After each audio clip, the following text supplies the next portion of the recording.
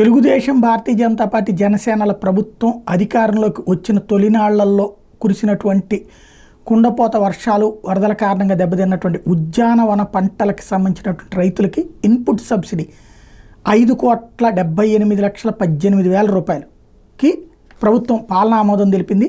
జూలైలో కురిసినటువంటి భారీ వర్షాలు, వరదల కారణంగా రాష్ట్రంలో ఉద్యానవన పంటలు అంటే ఇది ఆగస్టు సెప్టెంబర్కు అంటే నెలన్నర తిరగకుండానే ఇస్తున్నట్టు 8,376 మంది నష్టపోయారని గుర్తించారు. బాధిత రైతులకి డైరెక్ట్ బెనిఫిట్ ట్రాన్స్ఫర్ కింద ఇన్పుట్ సబ్సిడీ అందజేయాలని చెప్పి సిసోడియా ఉత్తర్వులో పేర్కొన్నారు, ఏదైతే రెవెన్యూ శాఖ సెక్రటరీ. మరోవైపు ఏపీలో జూలైలో కురిసినటువంటి భారీ వర్షాలకు దెబ్బతిన్న ఎండిఆర్ జిల్లా ప్రధాన రహదారులు, రాష్ట్ర హైవేల మరమ్మతులు, ప్యాచ్ వర్కుల కోసం ప్రభుత్వం 290 కోట్ల రూపాయలు విడుదల చేసింది. ఎస్డీఆర్ఎఫ్ నుంచి ఈ నిధులు కేటాయించారు.